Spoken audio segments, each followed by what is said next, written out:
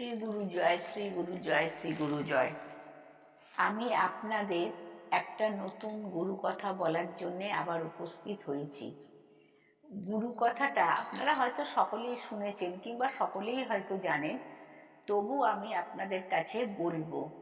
এক ঈশ্বর আর এক ঈশ্বরকে কিরকম করে দেখে কিংবা কিরকম করে তারা পরস্পরের সাথে দেখা সাক্ষাৎ হয়, সেই ঘটনাই আমি আজকে বলবো।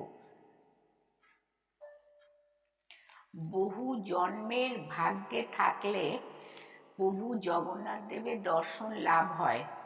প্রভু জগন্নাথ দেবের খাস আঙিনায় মানে মন্দিরে যেভাবে ভগবান দাদুকে প্রভু দর্শন দিয়েছেন, তা ভাবলে আজও গা শিউরে ওঠে।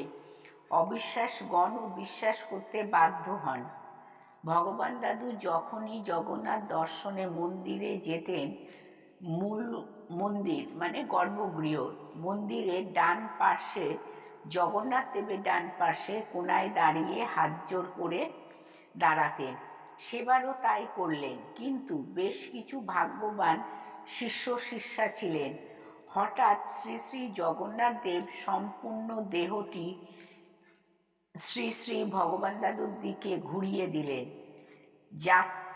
যাতে শ্রী শ্রী গুরু মহারাজের দেখতে কোনো কষ্ট না হয়। নাকি জগন্নাথ দেবী শ্রী শ্রী গুরু মহারাজকে ভালোভাবে দেখবার জন্য ফিরে গেলেন, এ বলা মুশকিল। ভগবান শ্রীগুরু প্রভু জগন্নাথ দেবের দর্শনে বিহ্বল হয়ে পড়লেন। ভগবান দাদু আনন্দে মেতে উঠলেন। উপস্থিত সকলকে চিৎকার দিয়ে বললেন, দেখো দেখো, প্রভু জগন্নাথ দেবকে দেখো। উপস্থিত সকলেও কি সৌভাগ্য যে তারা ভগবানের সঙ্গে ভগবানের সাক্ষাৎ দর্শন প্রত্যক্ষ করলেন।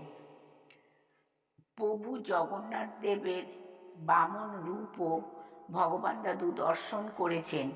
কখনো বা প্রভুকে নাম শোনাবার জন্য শিষ্য ভক্ত নিয়ে নাম শ্রবণ করেছেন অথবা করিয়েছেন।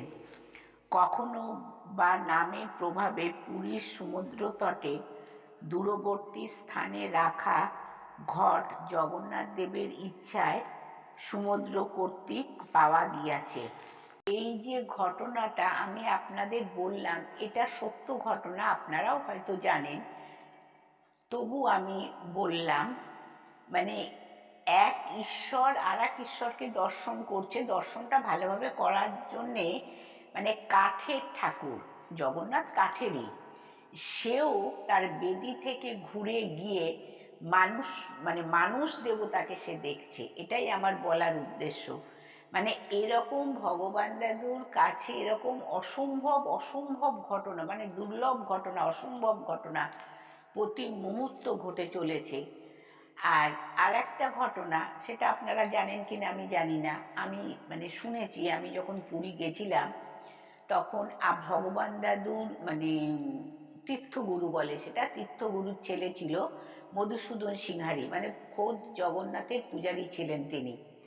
তিনি বলেছিলেন যে ভগবান দাদু যখন ব্রহ্মে লীন হন, সেই খবর তখনও সে জানে না, কিন্তু ভগবান দাদু গিয়ে জগন্নাথের মন্দিরের দরজা ধাকাচ্ছে আর বলছে, মধুসূদন তুমি দরজা খুলে দাও, আমি ঢুকবো মন্দিরে, আমি যাব। বলতে বলতে দরজা নিজেই খুলে গিয়ে ভগবান দাদু মন্দিরের মধ্যে ঢুকে গেলেন এবং জগন্নাথের সাথে সে লীন হয়ে গেলেন। এই ঘটনার প্রত্যক্ষদর্শী ছিলেন জগন্নাথের পান্ডা মধুসূদন সিংহারি। তিনি এই ঘটনাটা আমাদের কাছে বলেছিলেন, এবং যখন লীন হয়ে গেলেন ওনার মনে কেমন একটা সন্দেহ হলো, কি ব্যাপার হলো, মানে পরমহংসদেব কি করে লীন হলেন জগন্নাথের সাথে। তখন উনি নাকতলায় ফোন করেন এবং জানতে পারেন ভগবান দাদু তখনই ব্রহ্ম লীন হয়েছে। শ্রী গুরু জয়, শ্রী গুরু জয়, শ্রী গুরু জয়। আমি আমার গুরু কথা থেকে বিশ্রাম নিলাম।